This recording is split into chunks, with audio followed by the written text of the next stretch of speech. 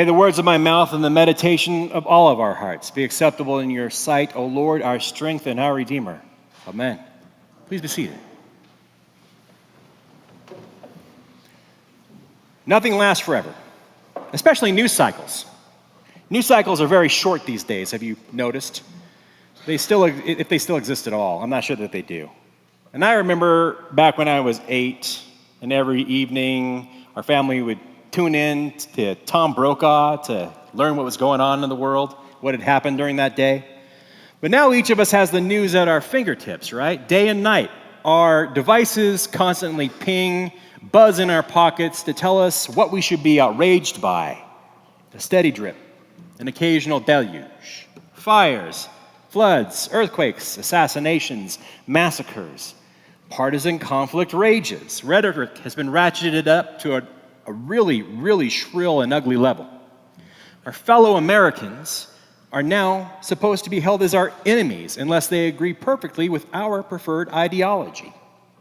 And the blame for whatever is going wrong in the world always lays elsewhere than in our own hearts and within our own motivations. It's hard to decide where we should give our attention. Is this tragedy the big one? Is this the horrific event that matters more than any other? And I run into this dilemma week after week after considering the news and trying to decide if I must make a statement from the most important pulpit in our diocese about pastoral comfort or theological reflections in the face of dilemmas. So how big does a natural disaster have to be? How many must die? How close to us in proximity? How outrageous and unchristian must a politician's statements be for me to address them? How many must be killed in the latest mass shooting to justify a message of comfort? In times of civic distress, Southwark Cathedral in London puts out a shrine with candles and invites the neighbors to come light them and pray. They started doing this in 2017, during a time when I was studying at Oxford. The bridge, London Bridge, is right next door to the cathedral, and it was bombed that year. Started doing it then. And those shrines have now become a tradition, a civic tragedy. But that dean must still decide which disasters, which crimes merit that special observance. Now, there are some in our world who exploit people's fear about things falling apart to intensify the sense of our being on the brink of disaster all the time. It keeps us engaged with the news cycle. And they make great money from it. Social media companies, journalists, and even, to my horror, after reading about them this week, companies that sell underground luxury bunkers to the super rich so that they can survive the coming arrests that some of them are surely provoking. Elections held last week either limited or furthered extremism, depending on which news source you prefer. It's a sad commentary on the state of our nation that instead of pulling together, we give in to this constant sense of doom. It germinates until we're all infected with cynicism. Because we know that the rage of today will give way to the new shock tomorrow as the media cycle manipulates us. If we're honest, we're all exhausted by it, right?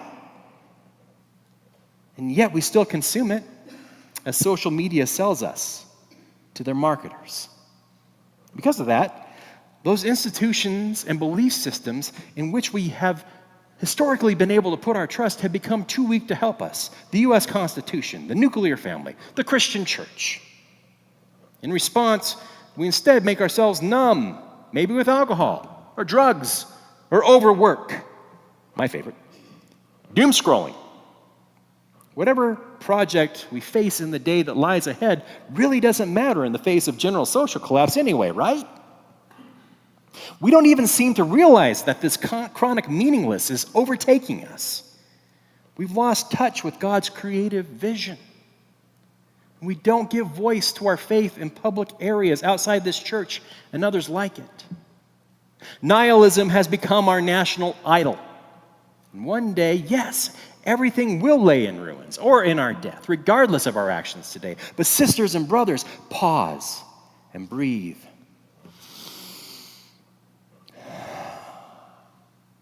because after destitution comes new life.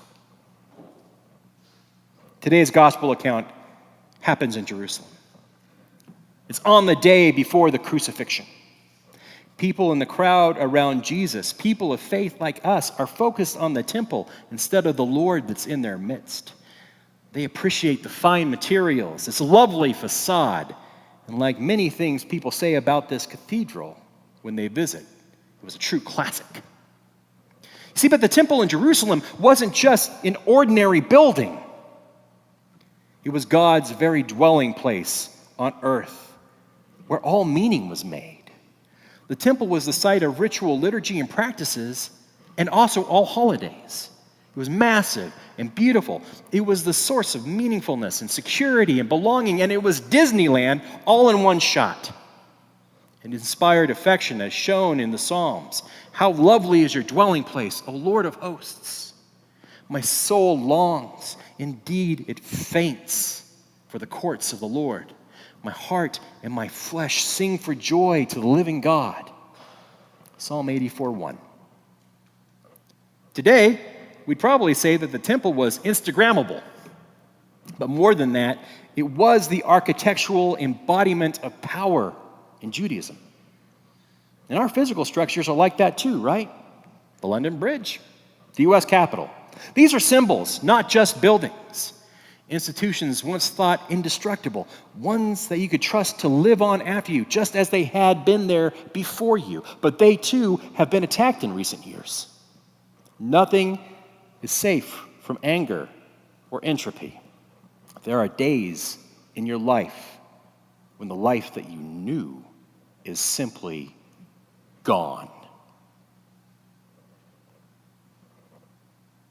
But rejoice with me, brothers and sisters, for we follow Jesus Christ. Now, I don't say that flippantly. I acknowledge that in the world we all have troubles.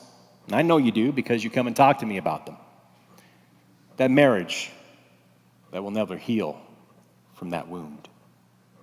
The diagnosis that will end in death. The person you love who will never be coming home again. The job that gave your days shape but ended in your layoff, or even maybe your retirement. Your own body slowly betraying you as it breaks down in sickness and in age. There comes a time, or even several, in every life when you stand in the wreckage of what used to be your life.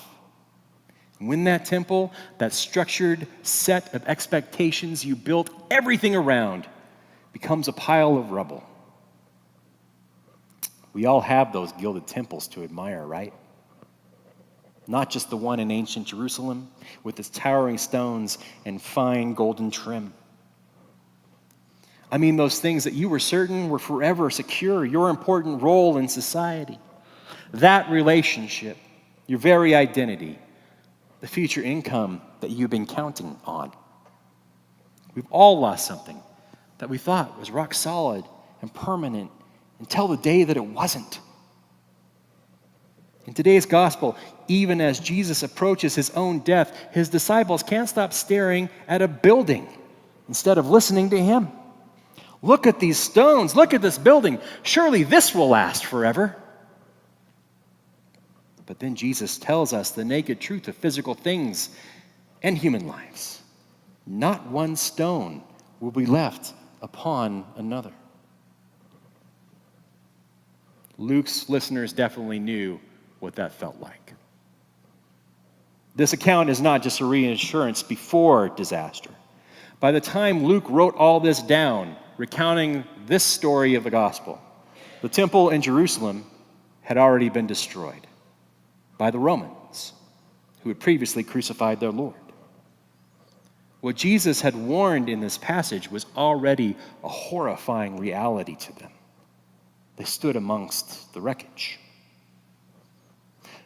It was also a word spoken to people in the aftermath of the worst thing imaginable, the loss of the dwelling place of God. Words meant for those left standing in those ashes, that dust, asking, what do I do with life now?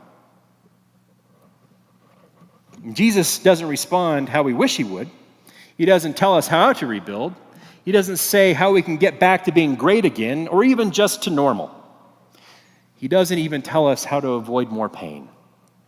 He says, don't be led astray.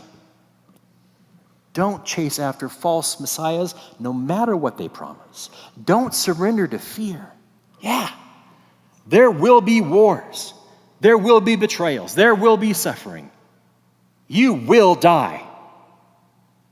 And then right there he says, but not one hair on your head will perish.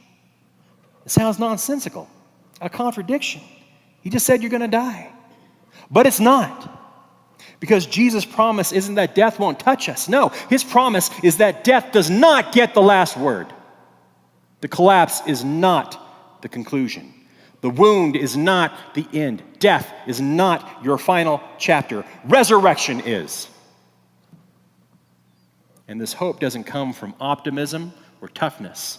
It comes from a God who entered into that ultimate collapse himself. A God who was betrayed by a close friend, who was handed over by his own people to a foreign occupier, who was abandoned by all of his friends in his most desperate hour of need. A God who died, but a God who rose again in resurrection that first Easter morn. So when Jesus says, not one hair on your head will perish, he means, your story does not end in the grave. Then he says something even more strange. Make up your minds not to prepare your defense in advance. Make up your minds not to prepare your defense in advance? There's a lot of lawyers in this parish. That sounds crazy. But what he's saying is, stop trying to control all your future outcomes. Stop rehearsing your response for every possible disaster. Stop trying to wrestle the future to the ground as if you can dominate it. You won't get through what has been or what's to come through your own strength. Jesus says, I will give you what you need when you need it. I will be your voice when you have no words. I will be the strength that carries you when you have no strength left in your body. And brothers and sisters, we are living in the in-between times, after the great fall, but before the final restoration of all things. So yeah, the rubble around us is very real. But you know what? So is Jesus' promise. When something in your life collapses, it's never the end of your story. Jesus doesn't ask you to be heroic. He asks you instead to stay present to others, to him, to bear witness, and to hold hope out for them to see. We cannot fix the rubble, nor should we at the same time pretend everything's just fine.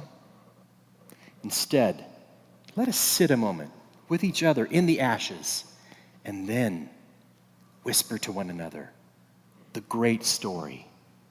This is not the end. Yeah, things die. Some losses can't be reversed. And some chapters in our lives really do close forever. And our anxious coping strategies don't matter one bit in those moments. In grief, you don't need cliches. You need resurrection. And sisters and brothers, we belong to a God who raises the dead.